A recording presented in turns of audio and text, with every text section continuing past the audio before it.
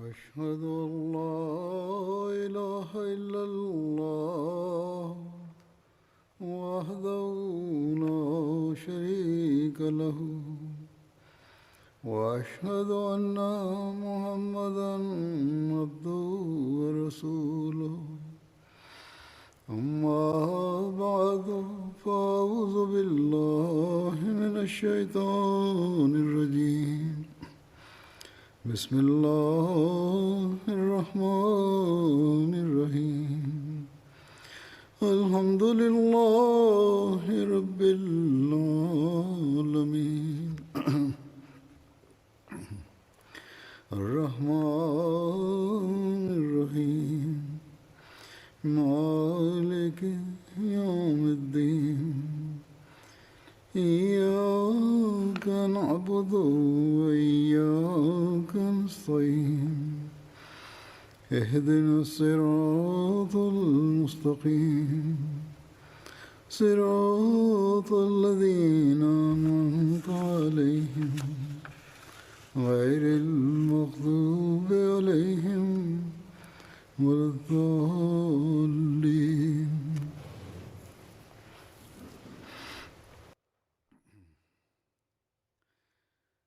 De Tashahhud, Ta'awuz en Suratul Fatiha verklaarde Hazrat Khalifatul Masih V.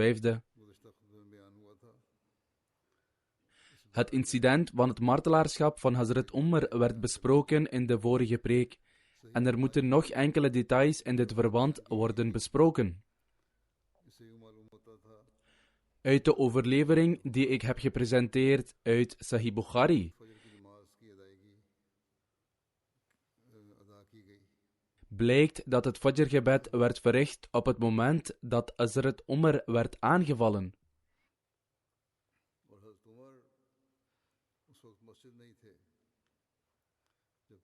En dat hij op dat moment in de moskee aanwezig was. Echter, in een andere vertelling vinden we dat Hazrat Umar onmiddellijk met spoed naar huis werd gebracht en dat het gebed later werd aangeboden. In dit verband heeft de commentator van Sahih Bukhari, Allama ibn Hajar, een andere overlevering over deze hadith toegevoegd en geschreven dat Hazrat ibn Abbas verklaarde: toen Hazrat Umar hevig begon te bloeden en hij bewusteloos raakte, droeg ik hem met de hulp van andere personen en bracht hem naar huis. Hij bleef bewusteloos totdat het daglicht zichtbaar was.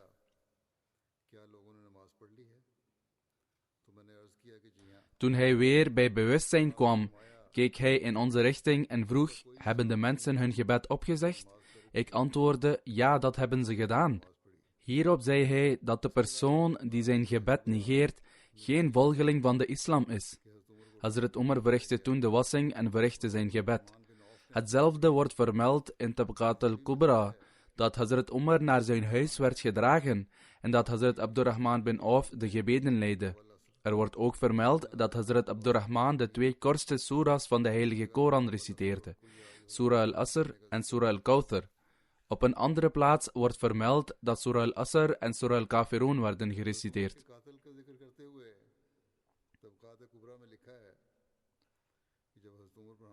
Met betrekking tot de moordenaar van Hazrat Umar staat er geschreven in Tabaqat al-Kubra dat toen Hazrat Umar werd aangevallen, hij tegen Hazrat Abdullah bin Abbas zei: ga en vind uit wie mij probeerde te vermoorden. Hazrat Abdullah bin Abbas zegt dat ik vertrok en toen ik de deur van het huis opende, zag ik een menigte van mensen die niet op de hoogte waren van Hazrat Umars toestand. Ik vroeg hen wie Hazrat Amirul Mu'minin aanviel met een dolk. Zij antwoordden dat de vijand van Allah en de slaaf van Mughira bin Shuba, Abu Lu'lu', hem neerstak. Hij had ook anderen verwond, maar toen hij gepakt werd, gebruikte hij dezelfde dolk om zichzelf van het leven te beroven.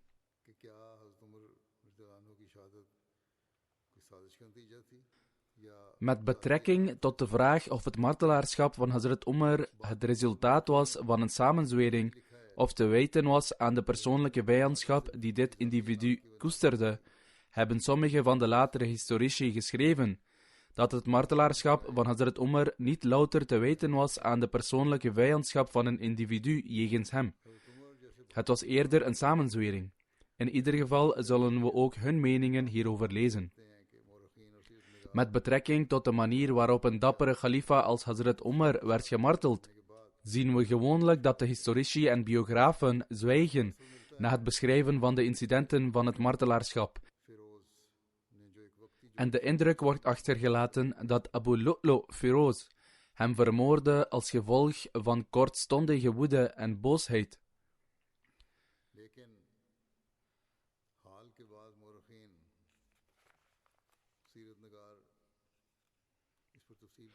Sommige hedendaagse geschiedschrijvers en biografen hebben dit echter zeer gedetailleerd geanalyseerd en zij zeggen dat dit geen daad van wraak kan zijn geweest, die voortkwam uit de woede van één enkel individu.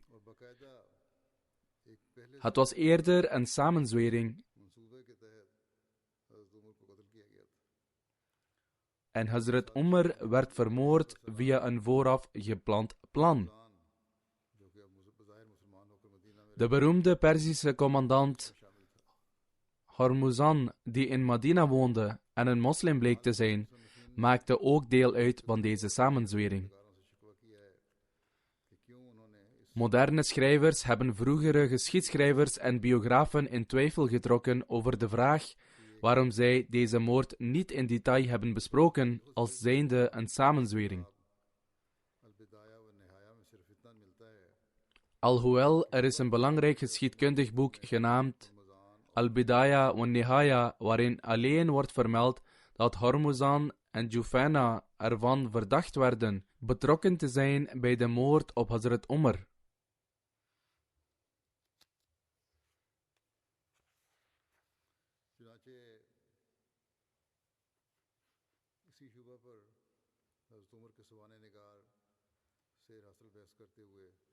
Het is dus vanwege deze onzekerheid dat biografen van Hazrat Umar het hebben beschouwd als het resultaat van een samenzwering. Een van de schrijvers is Muhammad Raza Sahib. Hij schrijft in zijn boek Sirat Umar Farouk: Hazrat Umar stond nooit toe dat volwassen gevangenen Medina binnenkwamen. Totdat Hazrat Mughira bin Shuba, die de gouverneur van Kufa was, hem een brief schreef waarin stond dat hij een zeer bekwame slaaf had en toestemming vroeg voor hem om naar Medina te komen. Hazrat Mughira bin Shuba zei dat hij ervaren was op vele gebieden van werk en daarom van nut was voor de mensen. Hij was een smid, een ambachtsman, een timmerman. Hazrat Umar schreef aan Hazrat Mughira dat hij hem naar Medina mocht sturen. Hazrat Mughira legde hem een maandelijkse belasting op van 100 dirhams. Hij ging naar Hazrat Umar en klaagde dat de belasting te hoog was.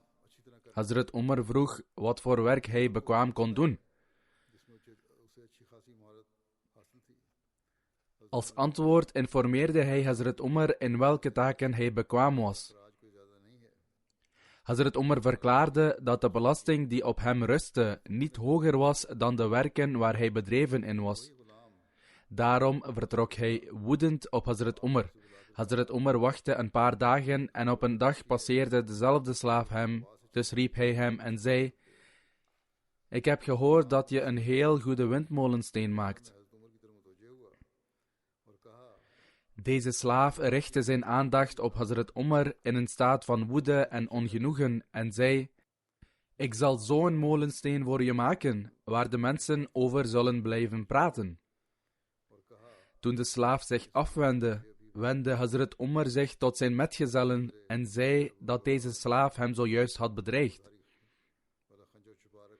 Een paar dagen gingen voorbij en Abu Lu'lu' verborg een tweesnijdende dolk in zijn kleed, waarvan het handvat in het midden zat, en viel Hazrat Umar aan, zoals is vermeld in het voorval betreffende het martelaarschap van Hazrat Umar. Eén slag kwam onder zijn navel terecht. In één opzicht had Abu Lu'lu' kwaadaardigheid en wrok tegen Hazrat Umar, omdat de Arabieren hun land hadden veroverd, hem tot slaaf hadden gemaakt en zijn koning vernederd het land hadden doen ontvluchten. Telkens als hij jonge slaven zag, ging hij naar hen toe, streelde hun hoofden en zei emotioneel dat de Arabieren hun toekomstige generatie hadden vernietigd. Toen Abu Lu'lu het besluit nam om Hazrat Umar te doden, verwaardigde hij ijverig de tweesnijdende dolk, scherpte hem en overgoot hem met gif. Daarna bracht hij het naar Hormuzan en vroeg wat hij van de dolk vond. Hij antwoordde: ik geloof dat het zal doden wie je er ook mee slaat. Hormuzan was een van de bevelhebbers van de Perzen. Hij werd door de moslims in Tustur gevangen genomen en naar Medina gebracht. Toen hij Hazrat Umar zag, informeerde hij naar de verblijfplaats van zijn bewakers en poortwachters, zoals al eerder is vermeld. De metgezellen antwoordden dat hij geen bewaker, poortwachter, secretaris of een penningmeester had, waarop hij verklaarde dat hij een profeet moest zijn. Niettemin werd hij later een moslim. Hazrat Umar bestemde 2000 dirhams voor hem en gaf hem een verblijfplaats in Medina. In Tabqat ibn Sa'd staat een verhaal op autoriteit van Nafi, waarin staat dat Hazrat Abdurrahman het mes had gezien dat gebruikt werd om Hazrat Umar te martelen. Hij verklaarde dat hij het mes zag in het bezit van Hormuzan en Jufana en vroeg hen waar zij het voor gebruikten. Zij antwoordden dat zij het gebruikten om vlees te snijden, omdat zij het vlees niet met hun handen aanraken. Hazrat Ubaidullah bin Umar vroeg Hazrat Abdurrahman of hij inderdaad het mes had gezien, dat in het bezit was van die twee. Hij antwoordde bevestigend. Hierop nam Hazrat Ubaidullah bin Umar zijn zwaard en doodde hen beiden. Hazrat Usman riep Hazrat Ubaidullah bin Umar. Toen hij aankwam, vroeg Hazrat Usman hem wat hem had aangezet om de twee individuen te doden, terwijl zij onder eed van hun bescherming leefden. Bij het horen hiervan gooide Hazrat Ubaidullah Hazrat Usman op de grond, waarop anderen aankwamen om Hazrat Usman te beschermen tegen Hazrat Ubaidullah. Toen Hazrat Usman hem had geroepen, had Hazrat Ubaidullah zijn zwaard in zijn schede geplaatst, maar Hazrat Abdurrahman eiste streng van hem dat hij zijn zwaard in zijn geheel zou verwijderen, wat hij dan ook deed. Dit is een verhaal dat ik zojuist heb genoemd met betrekking tot Hazrat Usman, en Allah weet beter in hoeverre het waar en authentiek is. Niettemin, de vermelding van deze moord is ook in andere vertellingen opgetekend. Sayyid bin Musayyib verhaalt dat toen Hazrat Umar werd gemarteld, Hazrat Abdurrahman bin Abi Bakr zei dat hij de moordenaar van Hazrat Umar, dat wil zeggen Abu Lu'lu, passeerde. En hij was aan het fluisteren in het gezelschap van Jufana en Hormuzan. Toen hij plotseling naar hen toe ging, gingen zij staan en vluchten, terwijl zij in hun haast een dolk lieten vallen. Het was een tweesnijdende dolk met het handvat ertussen. Hij zei hen toen de dolk te onderzoeken waarmee Hazrat Umar was gemarteld. Bij het zien ervan was de dolk identiek aan wat beschreven was door Hazrat Abdurrahman bin Abi Bakr. Toen Hazrat Ubaidullah bin Umar dit hoorde van Hazrat Abdurrahman bin Abi Bakr, ging hij op weg met zijn zwaard en riep naar Hormuzan. Toen Hormuzan naar buiten kwam, nam Hazrat Ubaidullah hem mee om hun paarden te zien, en intussen bewoog hij zich achter hem. Toen Hormuzan voor hem liep, viel hij hem aan met zijn zwaard. Hazrat Ubaidullah bin Umar verklaarde dat zodra Hormuzan de kracht van zijn zwaard voelde, hij uitriep, La ilaha illallah. Hazrat Ubaidullah verklaarde ook dat hij Jufana, die een christen was uit Hira en naar Medina was gestuurd als een helper van Hazrat Sa'd bin Abi Waqqas, opriep om verzoening tussen hen tot stand te brengen. Hij onderwees de kunst van het schrijven in Medina. Toen Hazrat Ubaidullah hem aanviel met zijn zwaard, tekende hij het symbool van een kruis voor zijn ogen. Vervolgens doodde Hazrat Ubaidullah de dochter van Abu Lu'lu, die beweerde een moslim te zijn. Die dag was het de bedoeling van Hazrat Ubaidullah om alle gevangenen in Medina te doden. De Muhajirin stonden hem tegen en probeerden hem tegen te houden en berispten hem. Maar hij zwoer bij Allah dat hij alle gevangenen zou doden en negeerde de Muhajirin zo ver dat Hazrat Amr bin al-As met hem bleef redenen, totdat hij uiteindelijk zijn zwaard overgaf aan Hazrat Amr bin al-As. Toen Hazrat Saad bin Abi Waqas vervolgens kwam, grepen zij beiden elkaar bij de voorhoede vast. Maar in ieder geval, Hormuzan, Jufana en de dochter van Abu Lu'lu werden gedood.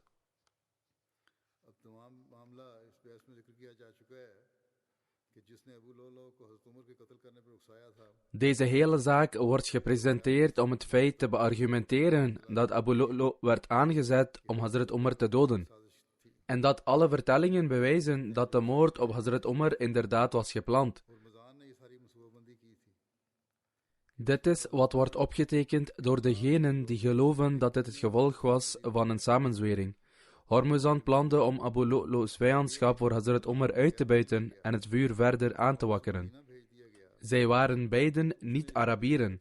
Daar komt nog bij dat toen Hormuzan gevangen werd genomen en naar Medina werd gestuurd, hij de islam accepteerde uit angst dat de khalifa hem zou laten doden.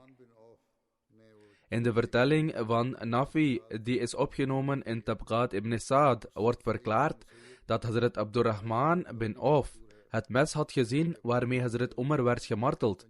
In de vertelling van Sayyid bin Musayyab, die is opgetekend in At-Tabari, wordt verklaard dat Hazrat Abdurrahman bin Abi Bakr de dolk had gezien en toen hij plotseling Abu Lu'lu, Jufana en Hormuzan benaderde, waardoor zij wegrenden, viel de dolk van hen af.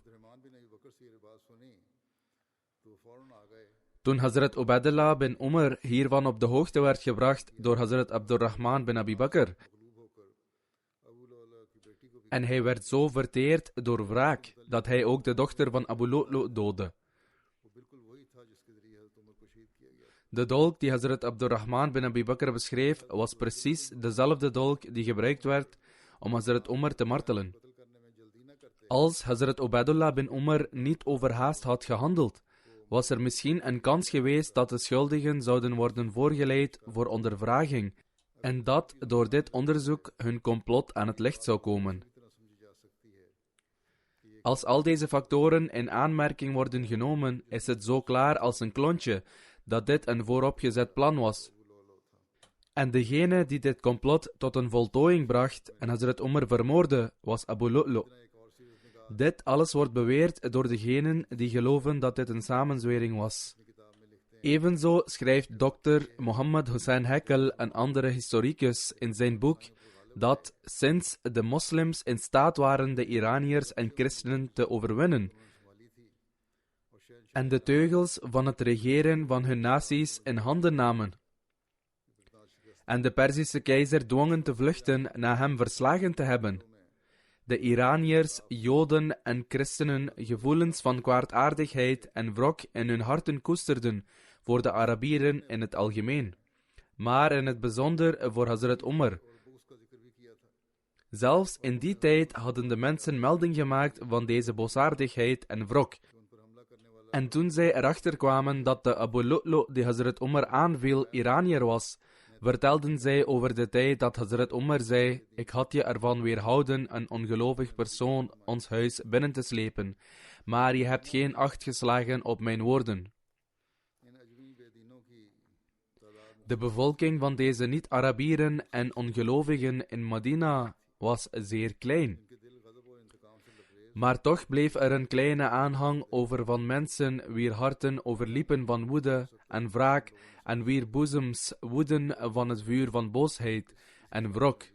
Wie weet, misschien spanden deze mensen samen en handelde Abu Lu'lu volgens het plan dat deze vijanden van de islam beraamden om hun dorst te verzadigen door hun boosheid en vijandschap te uiten.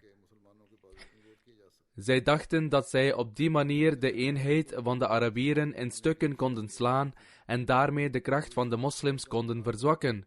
De zonen van Hazrat Umar waren zeer rusteloos om de waarheid aan het licht te brengen. Zij hadden tot op de bodem van de zaak kunnen gaan en dit geheim kunnen onthullen als Abu Lu'lu Feroz geen zelfmoord had gepleegd. Maar door zelfmoord te plegen nam hij dit geheim mee in zijn graf. Maar was de zaak daarmee voor eens en voor altijd afgedaan en was er geen andere manier meer om het te ontsluieren?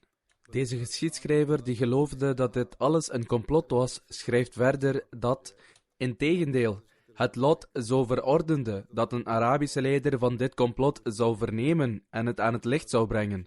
Toen Hazrat Abdurrahman bin Auf de dolk zag waarmee Hazrat Umar werd gemarteld, zei hij dat hij precies dat mes de dag ervoor had gezien in het bezit van Hormuzan en Jufanna.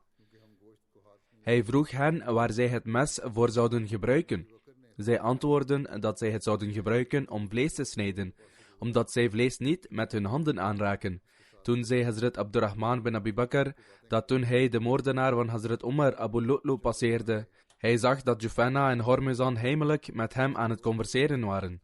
Toen hij hen plotseling naderde, vluchtten zij, op welk moment een dolk tussen hen inviel. Het had 2 klingen met een handvat in het midden. Hierop verklaarde hij dat het de dolk was die gebruikt werd om Hazrat Umar te martelen. Toen de mensen de dolk zagen, realiseerden zij zich dat het precies dezelfde dolk was als beschreven door Hazrat Abdurrahman bin Abi Bakr. De historicus schrijft verder dat, als resultaat bleef er geen twijfel over bestaan dat beide getuigenissen waar bleken te zijn, en in feite de meest betrouwbare waren van onder de moslims. Zij getuigden dat het mes dat gebruikt werd om Hazrat Umar te martelen in het bezit was van Hormuzan en Jufanna. Een van de getuigen verklaarde dat voordat Abu Lu'lu de moord pleegde, hij hem zag samenspannen met de 2 anderen.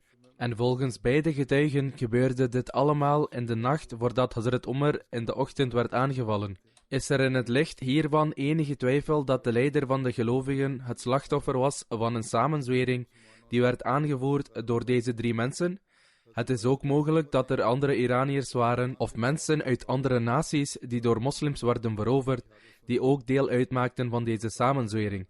Toen Hazrat Ubaidullah bin Umar de getuigenissen van Hazrat Abdurrahman bin Auf en Abdurrahman bin Abi Bakr hoorde, zag hij dat de hele wereld onder het bloed zat.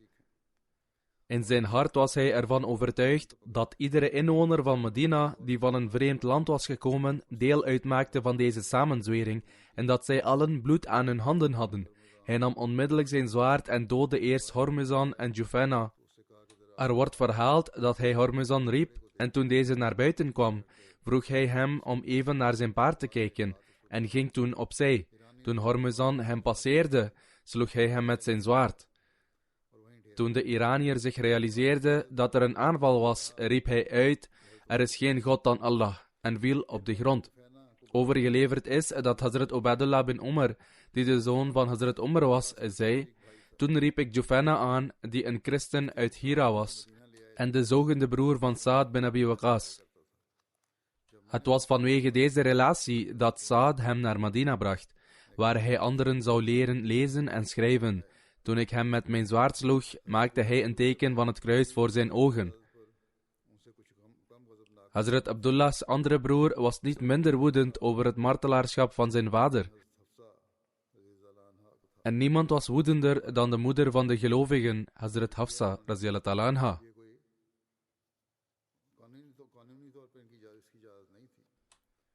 Hoe dan ook, wat zij deden was niet toegestaan door de wet.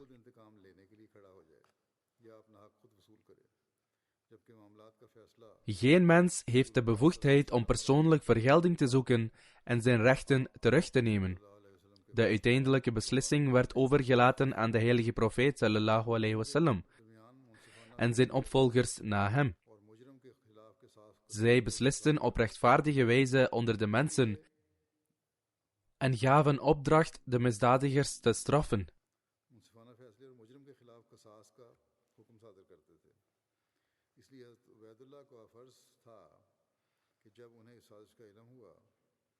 Dus, toen Hazrat Ubaidullah hoorde over dit complot dat uiteindelijk resulteerde in het verlies van het leven van zijn vader, had hij de leider van de gelovigen om een beslissing moeten vragen. Als dit complot waar bleek te zijn, dan zou hij opdracht hebben gegeven om hen te straffen. En als dit complot niet waar bleek te zijn, of als de leider van de gelovigen, dat wil zeggen de nieuwe khalifa, er enige twijfel over had, dan zou hij een lichtere straf hebben opgevaardigd. Of hij zou hebben besloten dat alleen Abu Lu'lu verantwoordelijk moest worden gehouden. Hoe dan ook, wat hij deed was niet wettig recht. Kortom, het was niet uitgesloten dat dit een complot met voorbedachte raden was.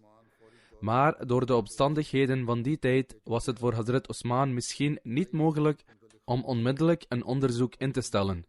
Maar ongeacht de omstandigheden, de vroege geschiedschrijvers zwijgen hierover. Er is een debat onder de historici van vandaag over dit, gebaseerd op de omstandigheden van die tijd, en er lijkt enige geldigheid te zitten in hun argumenten, omdat het complot niet alleen hier eindigde. Maar Hazrat Osman werd ook gemarteld als gevolg van een soortgelijk complot. Dit versterkt in feite het punt dat in een poging om de groeiende kracht en overwinningen van islam te stoppen en om een brandend verlangen naar vergelding te vervullen, er externe krachten waren die een complot uitbroedden en Hazrat Omar martelden. Allah weet het beter. Het is vermeld in Sahih Muslim dat Hazrat Ibn Omar verhaalt: ik was bij mijn vader toen hij werd aangevallen. De mensen prezen hem en zeiden: Jazakallahu khaira. Moge Allah de Almachtige jou de beste beloning schenken. Hierop antwoordde hij: ik ben hoopvol, maar ook bang. De mensen vroegen hem om de volgende khalifa aan te wijzen. Hij zei: zal ik jullie last dragen in dit leven en ook wanneer ik ben heengegaan? Ik wens dat mijn bijdragen in beide gelijk zijn, wat betekent dat nog ik verantwoordelijk gesteld moet worden, nog ik een beloning moet ontvangen. Als ik een opvolger zou aanwijzen, dan zou dit gelijk zijn aan hem die beter was dan ik, dat wil zeggen Hazrat Abu Bakr, want hij wees een opvolger aan. Zelfs als hij dat deed, dan zou er geen schade zijn. Als ik jou zou verlaten zonder een opvolger te benoemen, dan was jij ook verlaten zonder een opvolger benoemd te hebben door degene die beter was dan ik, dat wil zeggen de heilige profeet sallallahu alaihi wasallam. Het tweede voorbeeld dat hij gaf was van de heilige profeet sallallahu alaihi wasallam, die zijn opvolger niet benoemde. Hazrat Abdullah zegt: toen hij de heilige profeet sallallahu alaihi wasallam noemde, wist ik dat hij geen opvolger zou benoemen. In een andere overlevering vermeld in Sahih Muslim zegt Hazrat Ibn Umar dat hij naar Hazrat Hafsa ging en zij zei: ben je ervan bewust dat je vader geen opvolger zal benoemen? Hij antwoordde: zoiets zal hij niet doen. Hazrat Hafsa zei: hij zal dat doen. Hij zegt: ik zwoer dat ik Hazrat Umar weer zou spreken. Hij vervolgt: ik zweeg tot de volgende ochtend en zei niets tegen hem. Hij vervolgt: ik voelde me alsof ik het gewicht van een berg droeg vanwege deze gelofte die ik had gedaan.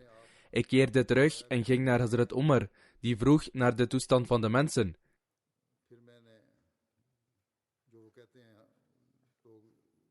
Ik vertelde hem de verschillende dingen die de mensen zeiden. Toen zei ik heb iets in het bijzonder gehoord wat de mensen zeggen. En ik heb gezworen het jou te vertellen. Zij denken dat jij geen opvolger zult aanwijzen. Als iemand uw kamelen weidt of uw schapen hoedt, en hij dan naar u toe komt en hen zomaar verlaat, dan zoudt gij denken dat hij hen in de steek gelaten heeft. Op dezelfde manier is het beschermen van mensen nog belangrijker. Hij zegt: Hazrat Umar was het eens met wat ik zei en keek voor een korte tijd naar beneden. Toen keek hij op, zich tot mij wendend en zei: Allah de Verhevene zal zijn geloof beschermen. Als ik geen opvolger benoem, dan zou dat vergelijkbaar zijn met de heilige profeet sallallahu alaihi wasallam, die geen opvolger benoemde. Als ik wel een opvolger benoem, dan zou het vergelijkbaar zijn met Hazrat Abu Bakr, die wel een opvolger benoemde. Hazrat Ibn Umar, de zoon van Hazrat Umar, zei: bij God, toen Hazrat Umar de heilige profeet sallallahu alaihi wasallam en Hazrat Abu Bakr noemde, wist ik dat hij niemand in dezelfde achting zou houden als de heilige profeet sallallahu alaihi wasallam, en dus zou hij geen opvolger benoemen. Hazrat Miswar bin Makhrama vertelt dat toen Hazrat Umar gewond was, hij extreme pijn ervoer. En om te proberen hem gerust te stellen, zei Hazrat Ibn Abbas: O leider van de gelovigen, als de situatie zover is gekomen, dan bent u iemand die in het gezelschap van de heilige profeet sallallahu alaihi wasallam gebleven was, en u was een uitstekende metgezel. De heilige profeet vertrok in een toestand waarin hij gelukkig met jou was. Daarna verbleef je in het gezelschap van Hazrat Abu Bakr. en was je een uitstekende metgezel voor hem, en hij vertrok in een staat waarin hij blij met je was. Daarna verbleef jij in het gezelschap van de metgezellen, en was een uitstekende steun voor hen, en als jij van hen weggaat, dan zul jij hen zeker verlaten in een staat waarin zij gelukkig met jou zullen zijn. Hierop antwoordde Hazrat Umar radiyallahu anhu: jij hebt gezegd over het gezelschap van de heilige profeet sallallahu alaihi wasallam en dat hij tevreden met mij is. Het is puur te danken aan de genade van Allah de Almachtige. Dan zei je over mijn gezelschap met Abu Bakr en dat hij tevreden met mij was. En dit was ook te danken aan de genade van Allah de Almachtige. Wat betreft mijn bezorgdheid over jou en je metgezellen, die je op dit moment kunt zien. Ik ben niet bezorgd over mijzelf, maar ik ben bezorgd over u en uw metgezellen. Bij Allah, zelfs al had ik een heel land ter waarde van goud, dan zou ik het als fidya geven om mijzelf te redden van de toorn van Allah de Almachtige.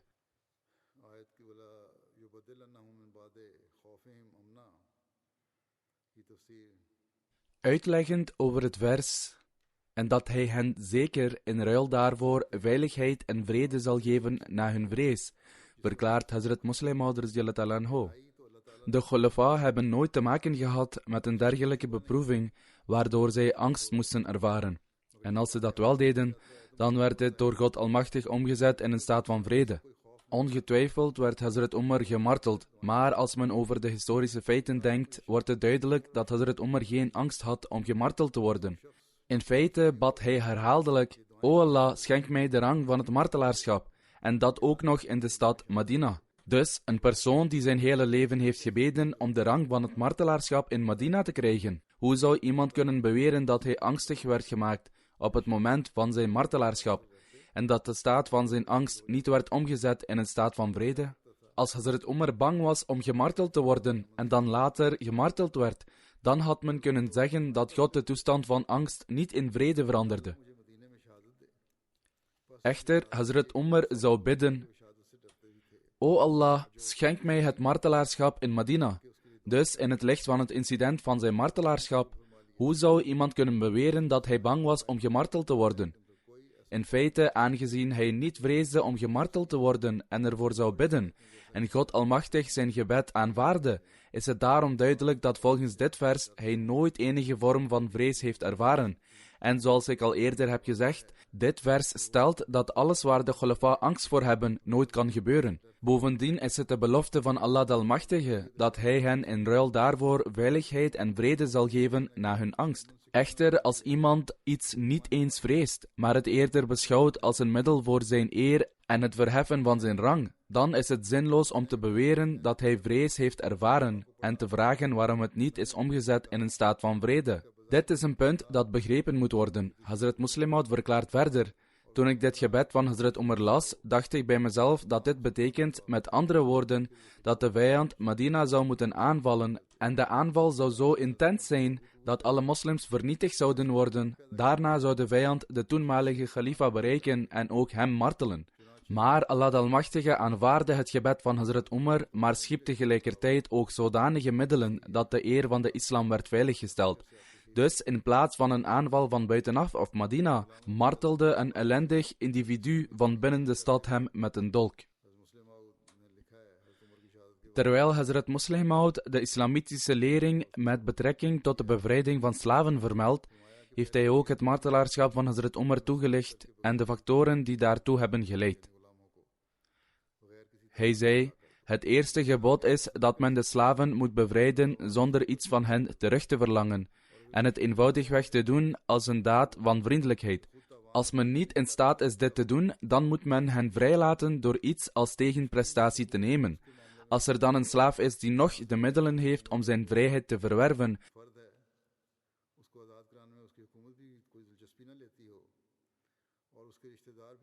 noch de regering aan wie hij toebehoort enige belangstelling toont en ook zijn familieleden tonen geen zorg, dan kan hij een kennisgeving doen en kan hij zijn vrijheid verwerven door zijn betaling in termijnen te voldoen. De gevangene die als slaaf is genomen, kan zijn eigen betalingstermijnen vaststellen. In zo'n geval zal, behalve het bedrag voor de termijnen, de rest van zijn verdiensten aan hem toebehoren en zal hij als een vrij man worden beschouwd. Met andere woorden, hij zal zijn termijnen betalen van wat hij verdient, dat is vastgesteld om zijn vrijheid te verwerven, en de rest van zijn verdiensten zullen zijn eigen blijven. En dit zou een vorm van vrijheid voor hem zijn. Hazrat Umar radiyallahu anhu werd gemarteld door een soortgelijk slaaf, die een overeenkomst was aangegaan. Deze slaaf had een overeenkomst gesloten met de moslimman in wiens bezit hij was, en vroeg hem een betaling vast te stellen in maandelijkse termijnen naar gelang zijn middelen, die hij geleidelijk zou vervullen en zo zijn vrijheid zou verwerven. Vervolgens stelde hij een kleine som geld vast die hij begon te betalen. Op een dag klaagde hij bij Hazrat Umar dat zijn eigenaar een zeer groot bedrag had vastgesteld en vroeg om het te verminderen. Hazrat Umar beoordeelde zijn inkomen en ontdekte dat zijn werkelijke inkomen veel hoger was dan het bedrag van het inkomen waarop de afbetalingen waren gebaseerd. Hierop verklaarde Hazrat Umar dat op basis van zijn werkelijke inkomen deze afbetaling zeer weinig was en niet verminderd kon worden. Deze slaaf was zeer boos over de beslissing en vond dat omdat hij tot Iran behoorde, de beslissing daarom tegen hem was uitgevaardigd en dat de beslissing was genomen ten gunste van zijn eigenaar die een Arabier was. En dus, uit woede, viel hij Hazrat Umar de volgende dag aan met een dolk en veroorzaakte zulke verwondingen die tot zijn martelaarschap leidden. Hazrat Muslim Maud verklaart verder: er zijn twee dingen die iemand van het rechte pad doen afdwalen. Of het is extreme kwaadaardigheid of extreme liefde. Soms koestert men extreme kwaadaardigheid over een zeer kleine kwestie. Kijk naar de tijd van Hazrat Umar, waarin zo'n klein incident leidde tot zo'n mate van kwaadaardigheid, dat het uiteindelijk grote schade berokkende aan de islam, en ik voel dat de repercussies van dit incident tot op de dag van vandaag voelbaar zijn. Eens werd er een zaak voorgelegd aan Hazrat Umar, waarbij iemands slaaf veel meer verdiende dan wat hij aan zijn eigenaar betaalde. Hazrat Umar riep deze slaaf en zei tegen hem dat hij zijn eigenaar meer moest betalen. In die tijd waren er maar weinig mensen die een gespecialiseerde vaardigheid bezaten, vandaar dat de smeden en timmerlieden zeer gewaardeerd waren. Deze slaaf bouwde meelmolens om tarwe te malen en verdiende daarmee een goed bedrag. Hazrat Umar stelde 3,5 anna vast die hij aan zijn eigenaar moest betalen. Nu, dit is een zeer klein bedrag, maar hij vond dat Hazrat Umar een verkeerde beslissing had genomen en begon kwaadaardigheid in zijn hart te koesteren tegen Hazrat Umar. Op een keer vroeg Hazrat Umar hem ook om een molensteen voor hem te maken en daarop antwoordde hij: ik zal een molensteen bouwen die zeer effectief zal functioneren. Toen hij dit antwoord hoorde, zei iemand tegen Hazrat Umar dat hij hem bedreigde. Dit lijkt op het incident dat eerder werd verhaald, of is het dezelfde? Maar desalniettemin heeft het betrekking op dezelfde slaaf. Hazrat Umar verklaarde dat zijn woorden niet weerspiegelen dat hij een bedreiging uitte. In een andere vertelling verklaarde Hazrat Umar zelf dat hij een bedreiging had geuit. De metgezel verklaarde dat zijn toon zodanig was dat hij een bedreiging uitte. Hierop volgend, op een dag dat Hazrat Umar zijn gebeden aan het verrichten was, viel deze slaaf hem aan met een dolk en martelde hem. Hazrat Muslim Maud schrijft verder: die Umar die de koning van miljoenen was en heerser over een uitgestrekt rijk en onder de beste gidsen van de moslims, werd gedood voor slechts 3,5 anna. Het feit van de zaak is dat wie vijandschap aan wrok koestert, zij zullen zich niet druk maken of het 3,5 anna of 2 anna is. Zij willen alleen maar hun dorst lessen. Hun gezindheid wordt zodanig dat zij hun haat aanwakkeren. In zo'n toestand zien zij niet hoe hun daden henzelf of anderen zullen treffen. Toen de moordenaar van Hazrat Umar gevraagd werd waarom hij zo'n gruwelijke daad beging, antwoordde hij dat er een vonnis tegen hem was uitgesproken en dat hij daarom wraak nam. Dit specifieke detail is nog niet eerder genoemd. Misschien hadden zij een kort moment terwijl zij hem gevangen namen waarin hij verklaarde waarom hij Hazrat Umar doodde, waarna hij zichzelf doodde. Hazrat Muslim Maud verklaart: nadat ik dit pijnlijke voorval heb genoemd, heb ik eerder verklaard dat dit voorval tot op de dag van vandaag zijn uitwerking heeft op de islam. Hoewel de dood altijd aan de mens verbonden is, verwacht men gewoonlijk niet dat de dood hen zal overwinnen wanneer men sterk en gezond is. Wanneer iemand zwakker wordt en zijn gezondheid afneemt, worden de mensen natuurlijk alert en beginnen zij plannen te maken voor de toekomst. Zij spreken daar onderling niet over, maar er ontstaat een stuwende kracht die de mensen stimuleert om zich op de toekomst voor te bereiden. Om deze reden, wanneer een leider overlijdt, zijn de mensen waakzaam en voorbereid. Aangezien Hazrat Umar sterk en gezond was, ondanks het feit dat hij 63 jaar oud was, konden de metgezellen niet doorgronden dat Hazrat Umar spoedig uit hun midden zou vertrekken. Daarom wisten zij totaal niet hoe zij zich op de toekomst moesten voorbereiden. Toen plotseling de beproeving van het overlijden van Hazrat Umar hen overkwam. Op dat moment was de gemeenschap niet voorbereid om een nieuwe leider te aanvaarden. Als gevolg van dit gebrek aan voorbereiding ontwikkelden de mensen niet de relatie met Hazrat Usman zoals zij die hadden moeten hebben. Om deze reden was de islam in een fragiele staat en in Hazrat Ali's tijd werd deze conditie steeds meer delicaat. Volgens Hazrat Muslim Maud kan dit ook een reden zijn geweest voor de oneenigheid en tweedracht die later ontstond. In tijden van oneenigheid en conflict is het noodzakelijk dat een paar mensen de wacht houden.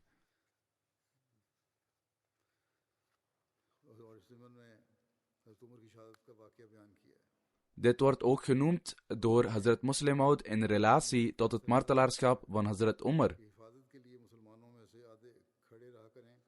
Hij zegt, er is een duidelijk bevel van de Heilige Koran dat voor de veiligheid van de moslims de helft van het volk op wacht moet blijven staan.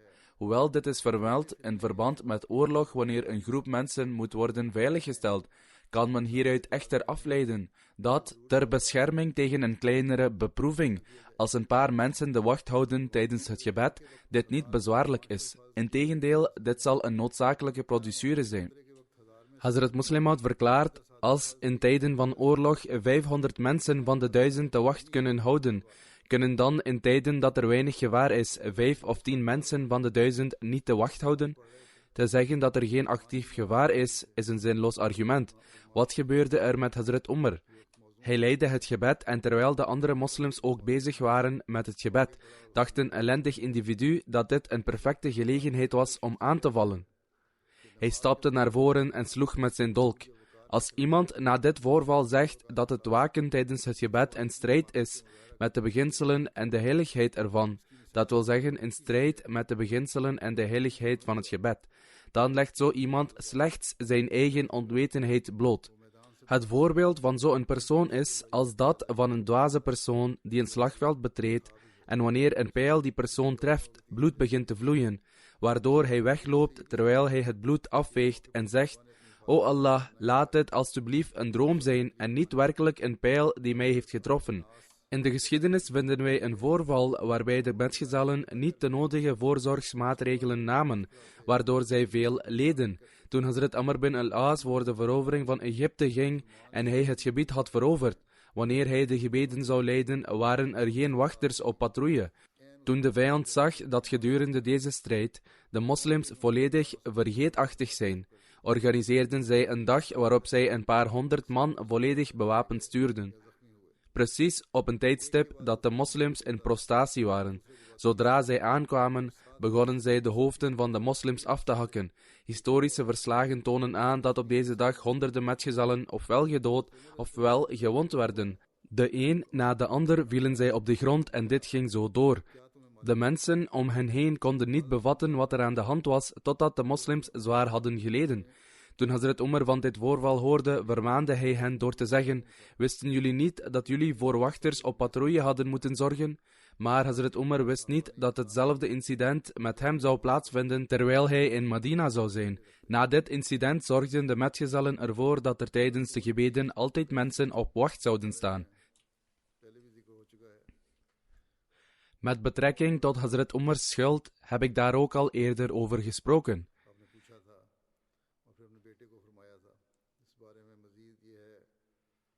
Maar verdere details hierover zijn dat Hazrat Umar navraag deed over zijn schuld bij zijn zoon en verklaarde: Abdullah bin Umar, ja en zie hoeveel schuld ik heb. Toen hij het controleerde, bedroeg het totaal 86.000 dirhams. Hazrat Umar zei: O Abdullah, als de rijkdom van Umars familie voldoende is om dit te betalen, betaal dan mijn schuld van daaruit. Als dit onvoldoende is, vraag dan van de Banu Adi bin Kaab. Als zij ook niet in staat zijn om het af te betalen, vraag het dan aan de Quraysh, maar vraag het aan niemand anders. De metgezellen wisten dat hun leider, die een bescheiden en eenvoudig leven leidde, deze enorme schuld nooit had opgebouwd door uitgaven aan zichzelf. Zij wisten heel goed dat dit geld werd besteed aan de armen en behoeftigen, en dat is waarom hij in de schulden belandde.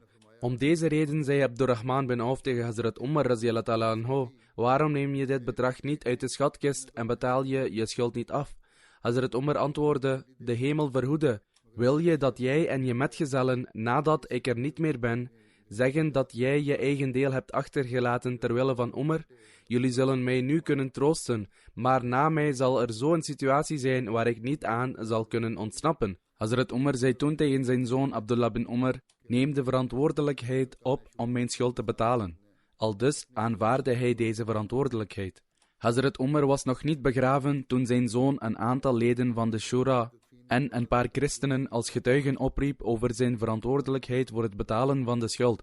Na de begrafenis van Hazrat Umar was vrijdag nog niet voorbij, toen Abdullah bin Umar het verschuldigde bedrag nam en naar Hazrat Osman ging.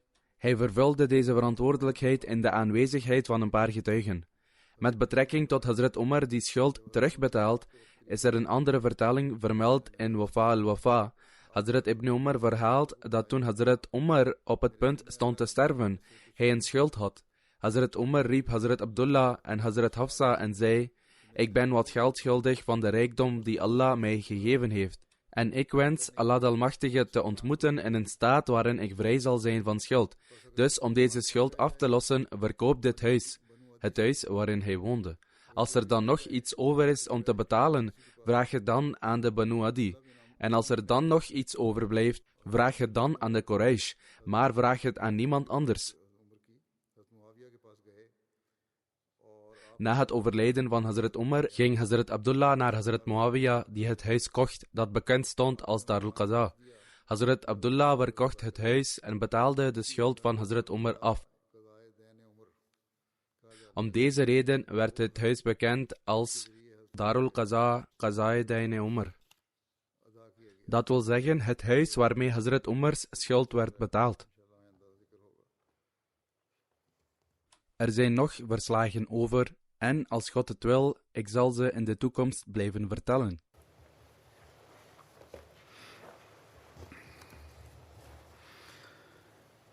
Alhamdulillah, alhamdulillah, nahmaduhu wa nasta'inuhu wa nastaghfiruhu.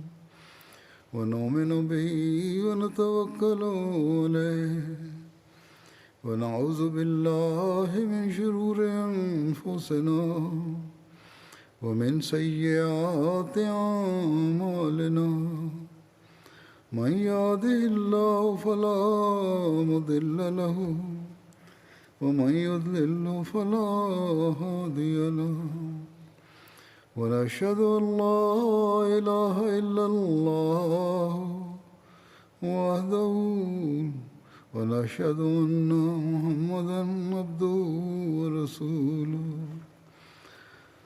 عباد الله رحمكم الله إن الله يأمر بالعدل والإحسان وإيتاء ذي القربى وينهى عن الفحشاء والمنكر والبغي يعظكم لعلكم تذكرون اذكروا الله يذكركم وادعوه يستجب لكم ولذكر الله أكبر